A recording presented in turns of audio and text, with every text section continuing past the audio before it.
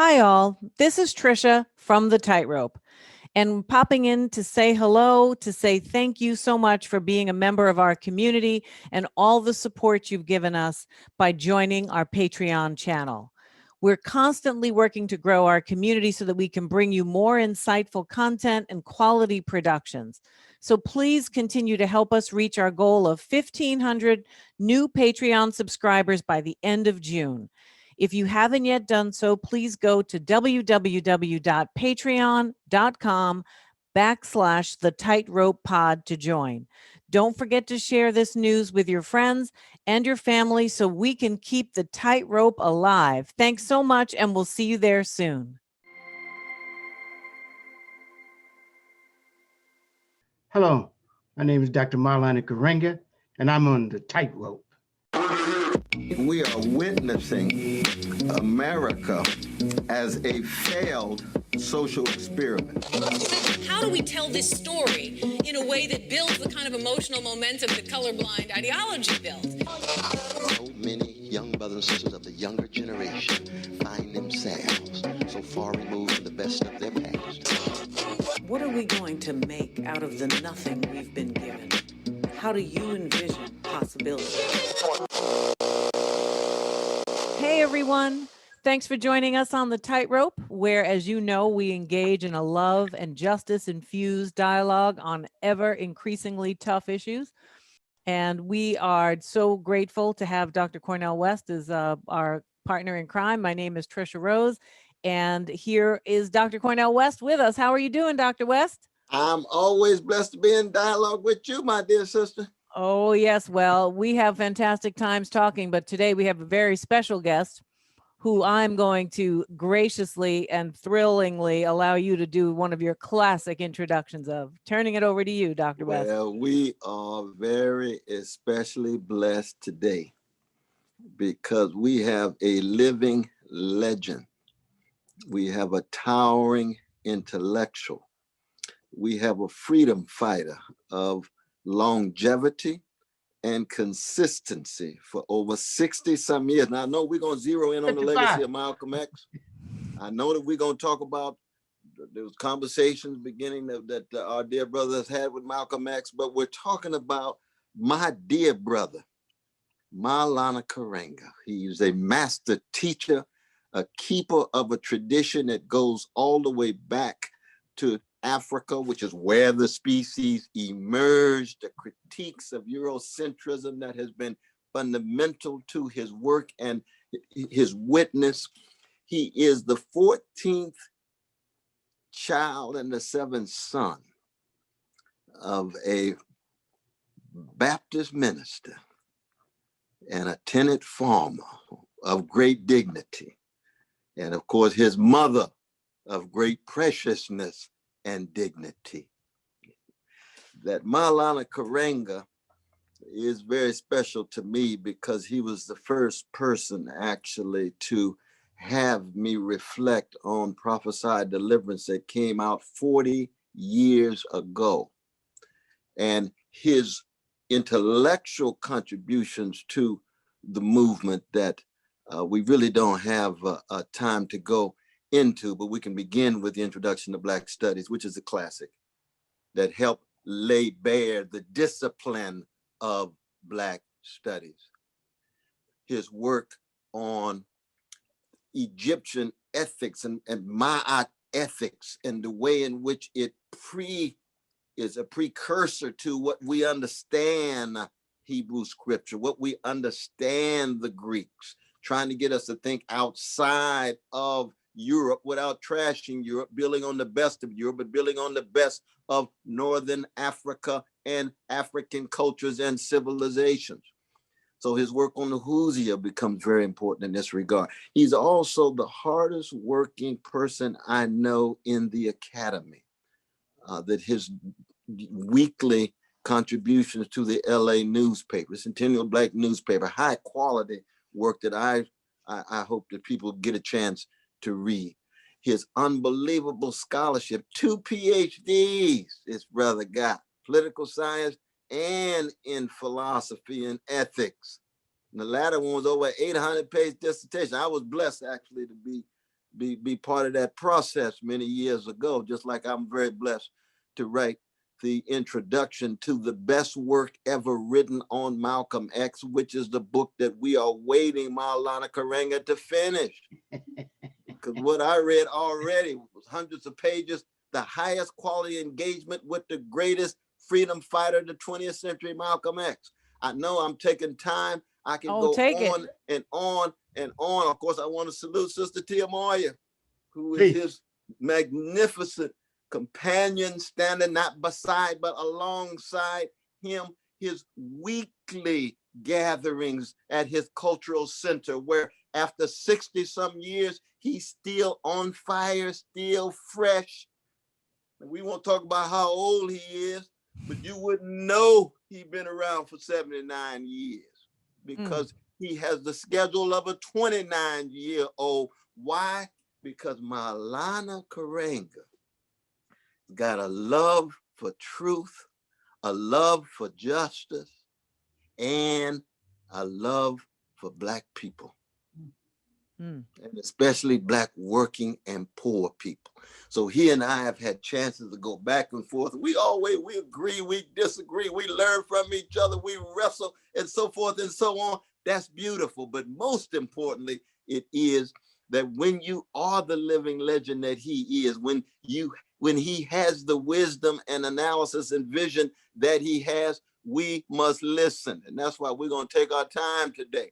We're going to engage. We're going to wrestle. And most importantly, we're going to keep our focus on something bigger than us, which is the truth and the justice and the freedom for all people, disproportionately focusing on Black people, that has set at the very center of the master teacher and keeper of the tradition, Maulana Karenga, going from Parsonsburg, Maryland, way off in the boonies on the plantation, and made his way at 18 years old to Los Angeles, another kind of plantation, but we won't get into that right now. But in Los Angeles, at UCLA, USC, and lo and behold, here he is with us, Brother Maulana Karenga. I can go on and on. Thank you so much for being here with us. We salute you, man. Asante, you're much too kind. I appreciate you. And I wanted to just say something for people. Also, I would be remiss if I did not reference my university. I am also professor and chair of the Department of Africana Studies at California State University. I would also be remiss if I did not mention my organizational affiliation, which is the organization US, which is one of the major Black Power organizations, right? And I would just like to say, my work is on the whole of Africa, not on Northern Africa. I don't separate Egypt from Africa. That's one of the things I did in my dissertation, was brought Egypt into conversation with the rest of Africa to reaffirm the African character of Egypt. And also the whole idea about the Eastern Shore. I feel good on that because my mother and father, my parents, as well as my teacher, reminded us this is the place for Harriet Tubman and Frederick Douglass. So there's a legacy to live up to, right? That we had to do something for the race. They were race people conscious. So they say, you got to do something for your family and for your race, you know, something of value, something beyond what we see here. And that's why I can reach out, Cornel, beyond Parsonsburg, which I've praised, you know. It's a very important source for me, you know, because it teaches me a different kind of way of life. You'd be surprised at different kind of experiences I've had, from the farm to the cities, right? And as a migrant worker, as a student, as a post office worker, I've done a lot of things. And in that, I've always met people that enriched my life and my conversation, and my conception of what it means to be an African and human in the world. And that's the important thing. So I just wanted to make those points, I think. And also I want to give homage to Timoya Karenga, who is an intellectual in her own right. She has an MA in ancient African archaeology, did her thesis on the divine wife, women in power in ancient Egypt. And so she's my co-combatant, my collaborator, my co-worker. So I just wanted to pay homage. And again, praise to my organization, the intellectual source, the intellectual space that they gave me, and the material support they gave me to bring us to celebrate this year our 55th anniversary of the organization.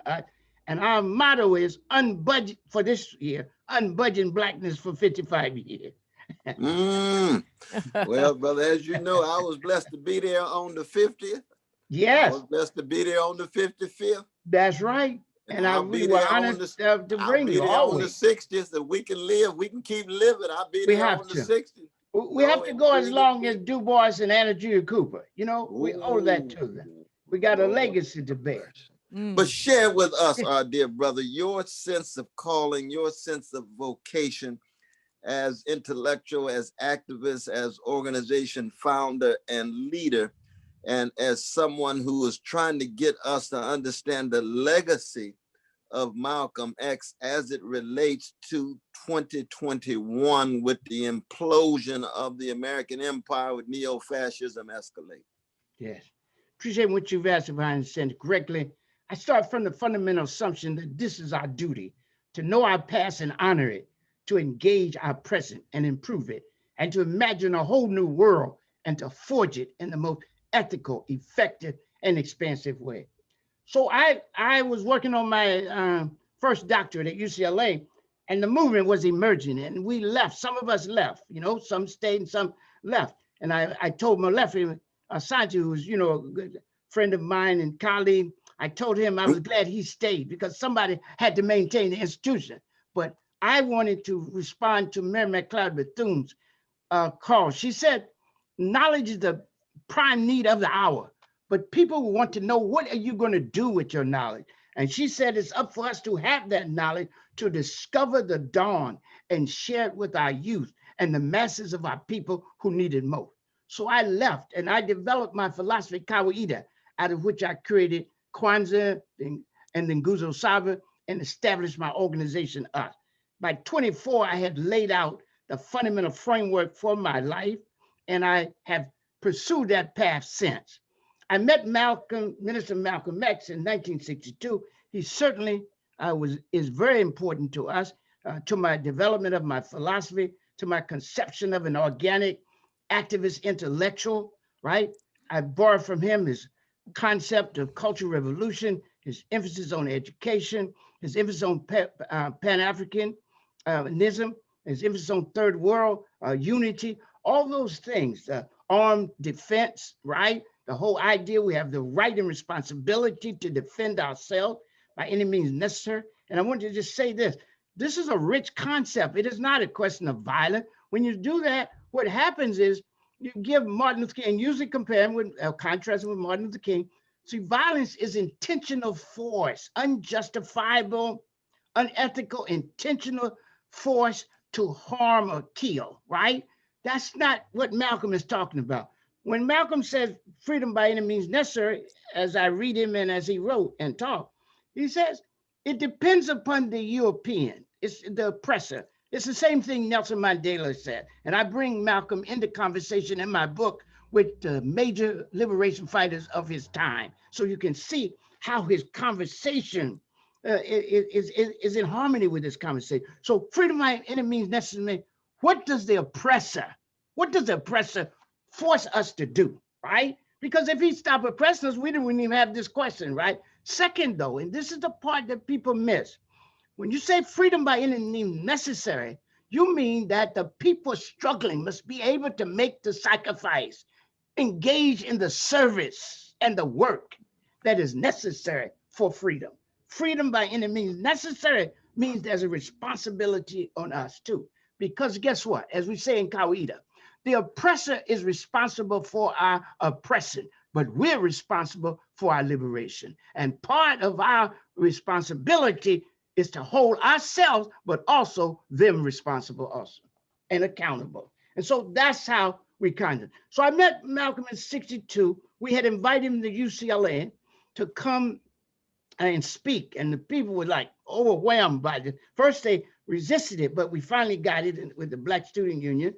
And then he invited me to come and hear him lecture that night at the mosque. And then when I finished that, we got in a conversation. He said, why don't you come and let's have dinner together? And he took me over to the, asked me to come over rather. It's later he would take me home, but he brought me, asked me to come there, and we stayed up in the late at night. It was past time when the buses ran, and the buses ran like every 2 hours or every 1 hour, I forgot. So he said, how are you going to get home? I don't have a car. We got that income. He said, well, let me drive you. And he drove me home himself without guards or anything. And we talked, and we kept in correspondence. And whenever he came in, I would go and talk to him and meet him. And he also asked me when the police shot down Ronald Stokes, 27 men, he asked me to MC one of the programs. And I always remember that at the Garden of Prayer Baptist Church, because the major churches wouldn't let him in there. Eventually, Dr. Kilgore, of course, was the one preacher. And you remember Dr. Thomas Kilgore. Oh, yes. He's absolutely. a towering figure, right? Absolutely. Of Second Baptist Church, right? Second Baptist Church. And in fact, I worked with him in a Black United Front called the Black Agenda. I was his vice chair for that agenda. So I have a lot of respect for him. And also, so we started talking, and then we kept in touch. And I was glad when I started recent research that in the Schomburg, they had a letter that I had written him. So that was an extra impetus to continue my work that I've been working on from time to time over the years. Indeed, indeed, indeed. No, but then how does one keep alive the spirit, courage, vision, willingness to serve and sacrifice of a Malcolm X, not by fetishizing or in any way deifying him, but recognizing him for the greatness that he exemplified and embodied in a moment in which there's just so much, what would be the right word? The marketizing and commodifying and sanitizing and sterilizing and deodorizing of Malcolm. Yeah, appreciate what you said, Yvonne, saying the first and most important thing, given the trend in the academy, is to not reductively translate Malcolm's life and work as his flaws. One of the things that people feel they need to do is to focus on what they assume is his flaws, which I have a problem with. If we keep talking, I'm sure when it come up that I would challenge, for example, his conversation with the Algerian ambassador. I mean, that's, well, so one of the things we have to do is not reductively translate it. Don't reduce one's humanity to one's flaws. If you're going to do it, do their greatness and their flaws.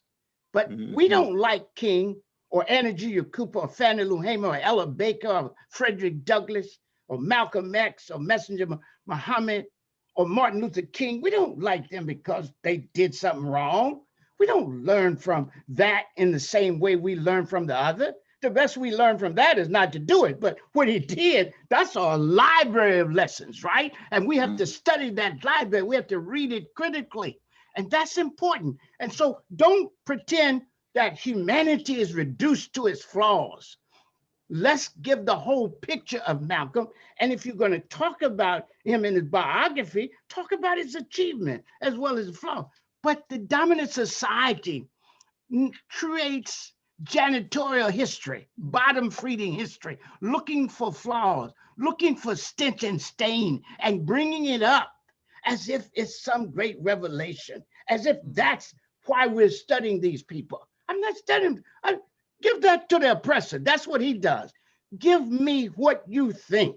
Do some conceptual generation. Give us new ways to understand our humanity, to understand our Africanness in the world. How do we understand and assert ourselves in the world in these critical times? And that's what I'm doing with Malcolm's book, and why I think it's so different, and you're right, because first of all, I'm talking about Malcolm in his own words, and I'm not imposing a deconstructionist framework or interpretive practice to it. I'm talking about Malcolm in the context of his time, using his own word, bringing him in conversation with other activist intellectuals in the Black community and in the world African community. That's what I'm doing. And so I think it's very important for us first to give us the whole picture of him and to focus on why we're writing about him, not by his flaws, but because of his ongoing, massive, expansive, ever rich understanding of life, his service, his sacrifice, his dedication, his discipline. That's what I'm looking for. That's what impressed me. I could find flaws in everybody, including myself. So, hey, I don't have to drop a book on my head to do that, right? That's true for all of us. So what we need to do is ask. And guess what? It's easier to attack people, and believe me, I know it, right? Than to read my work or to read his work. So that's the second thing. We are obligated. Malcolm said this. You know, he said my three fundamental aspects of my program. In 62, he said that. He developed it early, but he said this in a Michigan paper. He said, it's wake up, clean up, and stand up. Now, people say, oh, I'm woke and all, but they say stay woke. But if you're not already woke, you can't stay woke. So what is the criteria? Did anybody ever lay that out? What does it mean to be woke, right? So Malcolm tells us to be woke, and that's why I translate what he said, wake up, clean up, and stand up, and gave it the intellectual categories of critical consciousness, moral grounding, and transformative struggle. So wake up is critical consciousness, clean up is moral grounding, and stand up is transformative struggle. So what does he mean? This is what I'm saying, Cornel and Tricia. When we talk about Malcolm, if we're going to save him and we're going to get the fruit that he has grown, right, that we can consume and flower with and come into the fullness of ourselves with, then we need to learn what he said in various ways. And so look at this, critical consciousness, right? Okay, you know, what does that mean to be critically conscious? It means, of course, aware, but it means aware on a deep level. And the way I explain Malcolm's conversation is using the ancient Egyptian category Jair, which means deep thinking. And it's taken, the etymology of it is from a word that's used in the medical field, and it means to probe, right? And to probe, to discover, right? So it means probing, discovery, diagnosis, prognosis, and prescription. So the question is, how do we do that? How do we probe? What do we discover? How do we evaluate what we discover? How do we interpret its meaning for our people? And then what do we prescribe out of that? That's what Jair is about. And it's a Kawaida interpretation. I should tell you, this is a Kawaida, out of my own Kawaida framework, that this is about. And I'm gonna say this and then I'll stop and let you. So I introduced 5 kinds of consciousness that are critical in Malcolm's writings and speeches. The first is religious consciousness for moral and spiritual grounding, right? But he says of all our studies, history is best prepared to reward our research, best qualified to reward our research. He said, in fact, for us to have a clear grasp of our religious understanding and our spiritual grounding, we need history to know how we came to this point, this kind of thinking that we're doing. Where did that come from? Ideas don't drop from the sky. They don't grow from the ground. They don't float in from the sea. Where did these come from? Malcolm said, look in history for that. We not only need religious consciousness, we need historical consciousness. And that historical consciousness gives us, as we say in Kawaida, it teaches us lessons we can learn, right? If we study it in order to learn its lesson. Second, to absorb its spirit of human possibility. Third, to extract and emulate its models of human excellence and achievement. And finally, to practice a morality of remembrance. For as Fannie Lou Hamer said, there are 2 things we should all care about: never to forget where we came from and always praise the bridges that carried us over. So there's religious consciousness, there's historical consciousness, then there's cultural consciousness, breaking the catechism of impossibilities that the oppressor has taught us, having what he calls a cultural revolution to recapture our heritage and to use our culture as a weapon in our liberation struggle. He comes in conversation here with Cabral and Touré, which argues that national liberation itself is a culture act, right? Because culture gives us the basis, and it teaches us that we do, in fact, have a culture of resistance, and that we have a culture of bearing witness, as the ancient Egyptians said in Majid. We have a culture of bearing witness to truth and setting the scales of justice in their proper place among those who have no voice. And then, of course, social consciousness. Here, when we get a chance, we're going to talk to you about nationalist, Pan-Africanist, third world consciousness, and finally, reflective consciousness. Malcolm said, the logic of the oppressed cannot be the logic of the oppressor if we want liberation. And I say that if we need a logic of liberation, we need a language to inform that logic of liberation. And that's where Kawaida comes in. Brother, Wow. you got some rich, rich, rich things on the table. I'm telling you, so many layers, so many registers, so many dimensions. Right. Tricia, Yeah. I know you want to jump in because Lord I have have mercy. in light of the, you know, the magnitude of what you're saying, this is a very small question. So forgive me for that to begin No, with. not at all. But I want to go back to what I fundamentally think I agree with you about, but I want to sort of see if there's a place where it might not hold as much water as we might think. So you know, this emphasis on finding flaws, right, in Black leaders in particular, right? We see it with Malcolm, we see it with Martin, we see it with you know, pretty much everybody who's been a freedom fighter. So I see that point wholeheartedly. That said, you also rightfully emphasize the need for critical thinking, right? So you don't want to overlook it, but you also don't want it to become some big aha moment that we've discovered flaws in these great human beings. But what do we do when the framework of our extraordinary freedom fighters is based in sort of social ways of thinking that we might have political and social problems with today, say, for example, which might be different than their personal flaws. But what do we do with, say, you know, patriarchal frameworks or homophobic frameworks that might have been the norm, not to negatively judge them, but to say, what do we do going forward? How do we carry what's productive, but at the same time offer, you know, an extended critique of what might be some of the bases of what they're up to? Because it seems to me that's one of the tensions that is implicit in I think, your important insight. Does that make sense? Oh, it's an excellent one. And it's a necessary question, always. We've got to always be able to interrogate or to question ourselves. It's called, in Machian philosophy, or Kawaida Machian philosophy, it's called Nezhnez Kin, which means courageous questioning. And that courageous questioning means always be willing to ask, is what the stand we're taking, is it still viable? So when I created Kawaida, I translated as being based on two things, tradition and reason. So first I get the tradition, and then I ask myself, in my day and my time, in my new morally sensitive and critical way, is this true now? Does this hold true? Is this right? This is how we change from the patriarchal character of our own organization, us, right? In which we believe that men should dominate, right? But we change it. Now, a lot of times people don't want to give me credit for changing, but like, actually I changed before a lot of other people changed, but the women in the organization compelled us to live up to our own doctrine. So that gave me a model. So our model, the third principle, they used the third principle. They wrote an article criticizing our practices, and they said the Ujima says, you know, to make our brothers and sisters problem, our problem is solve them together, that we are to build and maintain our community together. We can't do that if only half people are involved or if people think they're more than others, etc. So they did the critique. So we found it in our own tradition, the basis for changing.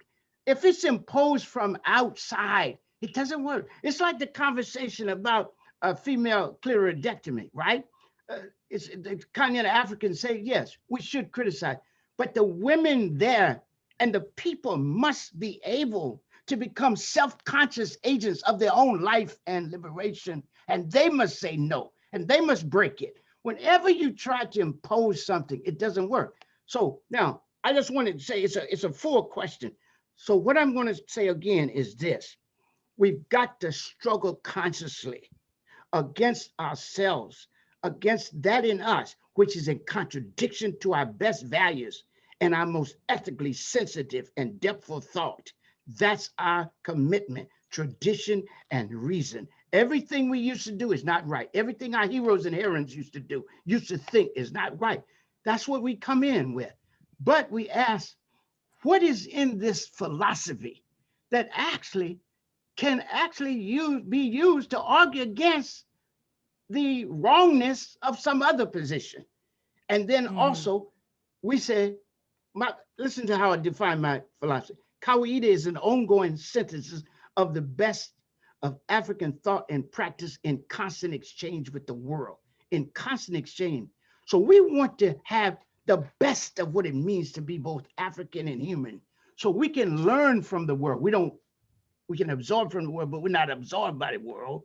But we can ask, how do we bring these things into harmony to represent the best of our thinking? So if you mean that, Tricia, about this sometimes people call it self-interrogation, but I don't want to use it because it's too hard, but self-questioning, if we can remember that we are morally obligated to constantly question the value, the strength, the meaning, and especially the effect it has on people. So we always have to ask about harm and benefit. How does it help the people? Or as Malcolm said, how does it benefit the people? Because that's what he said about religion. Religion is not real if it doesn't benefit the people, right? If any religion, I'm a freedom fighter. Any religion that won't let me fight for freedom of my people, I say to hell with that religion. He said, but I'm for a religion of freedom. So I'm for a practice of freedom. And if I'm seriously for a practice of freedom, then I cannot inhibit anybody else, right? I must, in fact, reaffirm the dignity and divinity of each human being. This is our gift from ancient Egypt, from Mad. We're the first ones who introduced this as early 2140 BCE, that humans are in the image of the divine, came from the very person of the divine, and then introducing the concept of human dignity called shepesu, which is an inherent worthiness that is transcendent, equal in all and inalienable, transcendent of all social biological categories like race, class, gender, sexuality, age, ability, religion, race, nationality, etc. Then equal in all, no one has more, neither male nor female, nor this person nor that person. And finally, inalienable, that is, it can't be taken away from us because it's inherent and you can't even give it away. So yes, to answer your question, yes. There are two answers to that question. The first one and the second one's yes.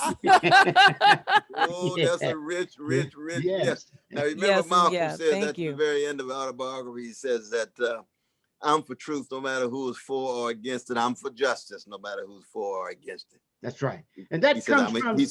I'm a human being first, then I'm a black man, then I'm a Muslim. So you get that revolutionary humanism that goes beyond Eurocentrism, goes beyond any kind of centrism, really, but it's based on the best of the legacy of Africa. And it begins on the African side, the black side, the chocolate side, but embraces the whole world. And I've always understood you, though, brother, as a revolutionary humanist who takes us all the way back to the African origins. You know, I tend to get stuck in Jerusalem and Athens, you see, that I tend to get stuck with Socrates and Jesus. And you always want to say, oh, but Brother West, don't you realize what was going on in Africa constituted the foundations of the talk about what was happening with Plato and talk about image of God that you get in Hebrew scripture? And we've been wrestling with this for many, many, many years. And I appreciate that in this way. But let me say this, that where we are now, where we have to have a critique of empire, we've got to have a critique of predatory capitalism, and we've got to have a critique of the black bourgeoisie, the best and the worst. If given that challenge and given the debate that you all had with the Black Panther Party, where it was often said the Panther Party was talking about capitalism and imperialism and so forth, and you all were talking about cultural nationalism, how do you respond to that earlier critique? Where are you now? And we need some clarification so that people have a sense of what was really going on in the 60s, as well as what's really going on now in terms of empire and capitalism. Right. So first of all, let's try to be categorically precise. One of the most important things for us to do is to attempt, though we don't always do it, uh, we need categorical preciseness here. The first way we see this is that the Panthers didn't offer a critique of me and the organization. They offered a condemnation. There is no Panther document alive that does a critique of Kawaida philosophy or does concede that we were on every list that the white man put them on. Every list that FBI had them on, we were on. We were considered a threat to the government just like them. For them to say, like we're culture nationalists and that doesn't mean we're revolutionary, that's what we call theoretical clumsiness. They're confusing an area of social emphasis with a quality of motion and practice that they're giving themselves in self-congratulatory ways. For example, what they were talking was political nationalism. I was talking culture nationalism. And in a minute, I'm going to tell you what the difference is there. But see, when you compare culture nationalism to revolutionary nationalism, you haven't said anything but congratulate yourself and say you're revolutionary. But what kind of revolutionary is it? There are four fundamental. I did my first dissertation on this, by the way. So there are four basic kinds of nationalism that we talk about. That is religious nationalism, like the nation; economic nationalism, like CORE, and during the final Black Power period; culture nationalism, like us; and political nationalists, like the Republic of New Africa. Right. So what that means, those people stress those things as primary. I stress culture as primary.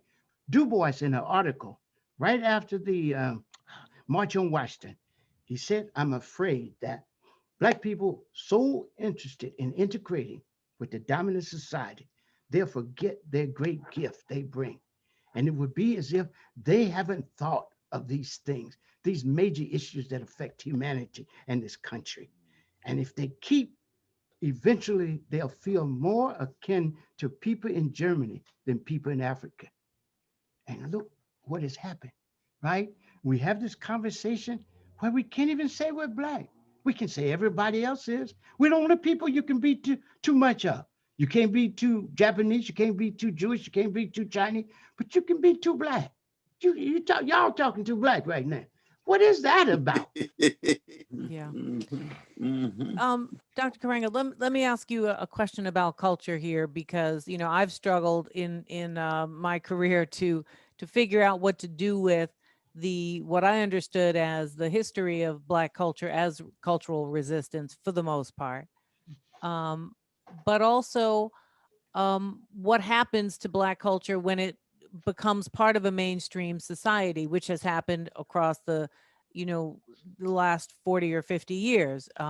So share with us and our listeners, if you would, how you think what you think of Black American culture in particular. I'm asking, um, and the question of its radical legacies and whether or not it still has that existence and potential. I mean, can we say about Black, youth culture today or popular culture today that it serves the same kinds of resistant forces that I understand you to be referring to in terms of the Black radical tradition? And then a second question is, if this tradition does exist, what was it that it provoked you to start, to basically create Kawaida and Kwanzaa and the like, if we already have this traditional sort of resistive capacity and practice? Oh, thanks so much for that, Asante-san. If you read my writings, I divided culture into three basic kinds.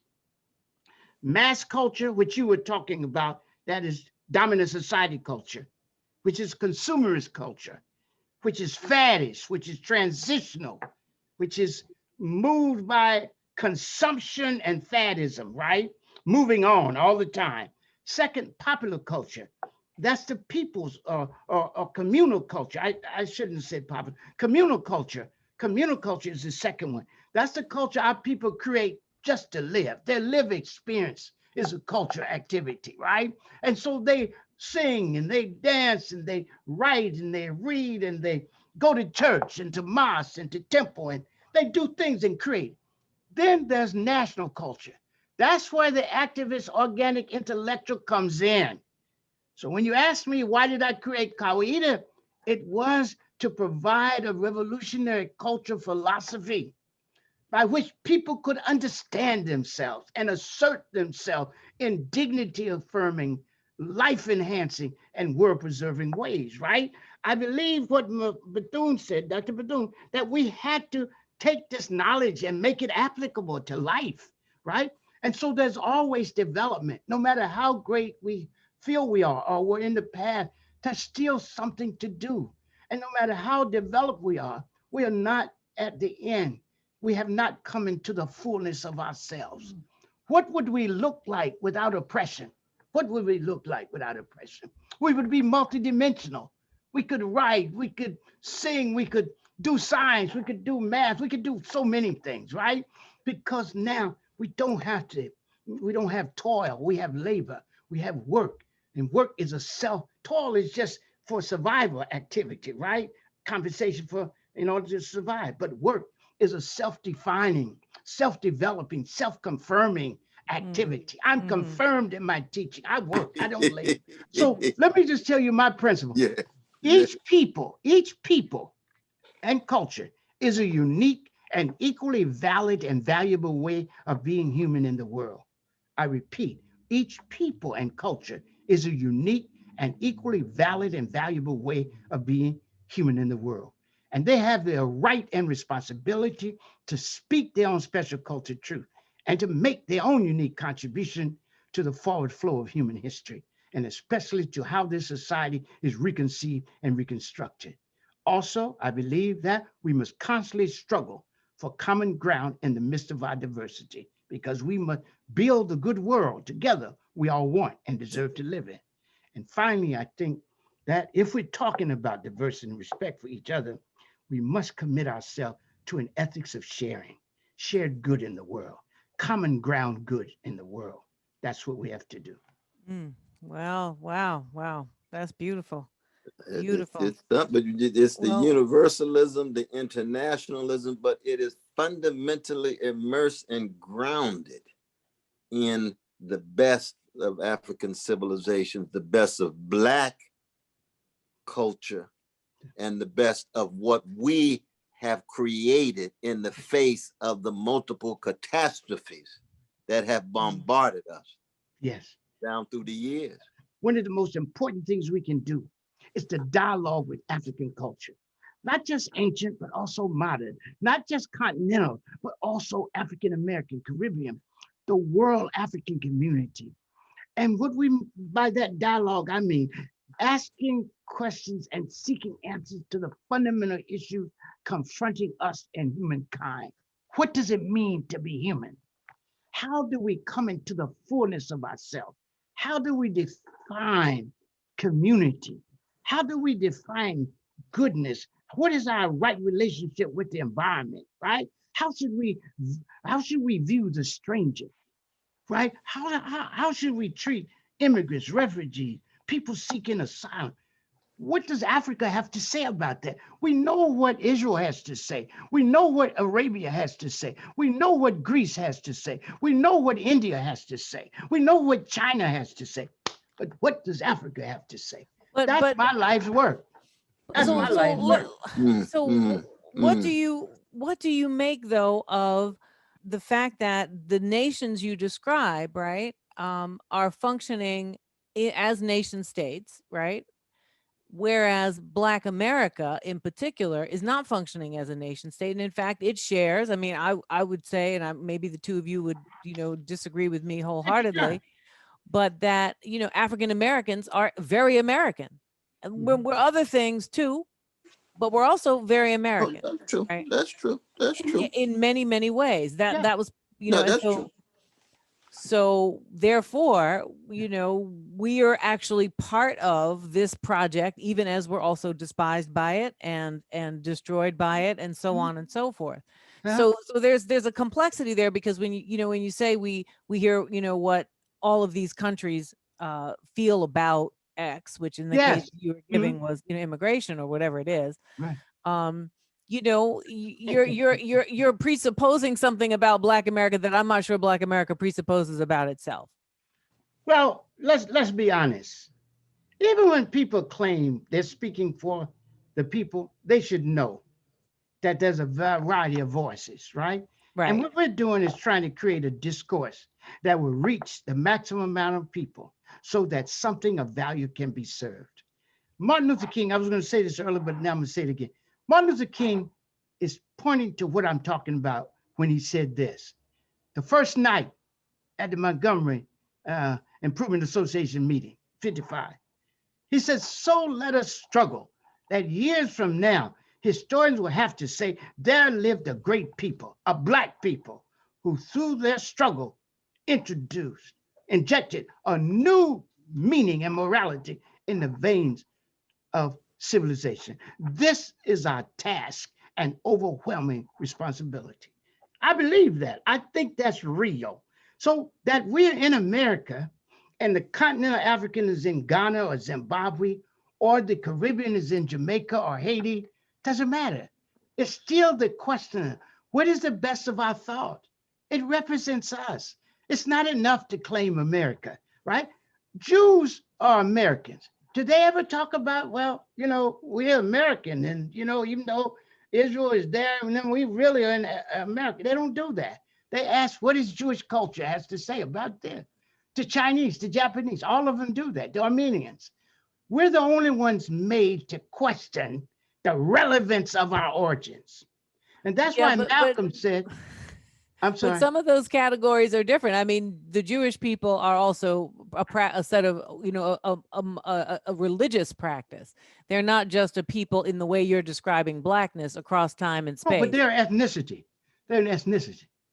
Jews are an ethnicity. Because some Jews are never going to go to Israel. They think Israel's a colonial state and they don't speak Hebrew, right? But they're still called Jews. So, and we as Black people, mainly Christian, I mean, I gave you Martin Luther King. I didn't even get into Islam. I didn't get into my tradition, right? True. I'm just talking from the Christian perspective right there. If you go back off that, we got a problem, you know? So I just, see, what they do is make us strip pieces from our identity till we don't exist anymore. And we don't belong to anything because we don't belong to ourselves. We have to first reaffirm our own dignity. We who gave the world a concept of dignity and divinity, we ought to at least admit that for ourselves and say we have the right to exist. I have an obligation. One of the reasons I struggle is not only for my organization and for the principles I believe in, but because my mother put so much faith in me, my father, because of the struggle of Harriet Tubman and Sojourner Truth and Frederick Douglass, Andrew Cooper, Fannie Lou Hamer, Malcolm X, Martin King, Ella Baker, all those, Septimus Clark, Joseph Lowry, C.T. Vivian, rest of them, right? All of them. What would I look like walking away from the battlefield before the struggle's on? And I enjoy this. Martin Luther King says it's a bit of a beautiful struggle. I think it's a good struggle. It's a hard, difficult, demanding, dangerous, and even deadly struggle. But I choose to struggle. And all I'm asking, Tricia and Cornel, is that we value ourselves and that we study ourselves and that we give ourselves the credit that we're due. That's it. And wow. I would end on two notes. One is that all that I've learned and been enriched and empowered and struggled with my dear brother Maulana Karenga, that your name is part of the pantheon, brother. People talk about Du Bois, C.L.R. James, they talk about Amy Césaire, they talk about Sylvia Wynter, they talk about Hortense Spiller, they talk about Toni Morrison. That Maulana Karenga is right there. Now, we still disagree. See, I'm still tied to Maulana Karenga's father's Baptist tradition, Reverend Everett, you see. And I respect that. And I know, because we embracing each other in that way, you see. So we bringing Jesus with us. My father and my mother. With Reverend Everett, I'm still, but at the same time, I can't conceive of myself without wrestling with both the cherishing and the challenging, the unsettling and being unsettled of my dear brother Maulana Karenga. And I hope that people wrestle with this legacy of Malcolm X in such a way at this particular moment that we can sustain the same kind of service, hope, vision, intellectual excellence, and most importantly, a love for the least of these. And by least of these, I don't mean spiritually least, I don't mean morally least, I don't mean culturally least, I mean those catching hell in Malcolm's language, because they have a dignity, they have a preciousness that ought to be the starting point of how we look at the world. It's real. Yes, indeed. Yes, indeed. Well, thank you both so much. This is a rich conversation. People are going to love this conversation. There's so much we need to take from it, and hopefully it'll be the beginning of more conversations like this. I look forward to it. Yes, you come back anytime. Thank you so much for honoring us with your presence, and we're looking forward to that book on Malcolm. Okay. Yes, thank you. All right. That's gonna be a classic. It's gonna be a classic now. All right, Thank it's you. already a classic. You're kind. Thank you.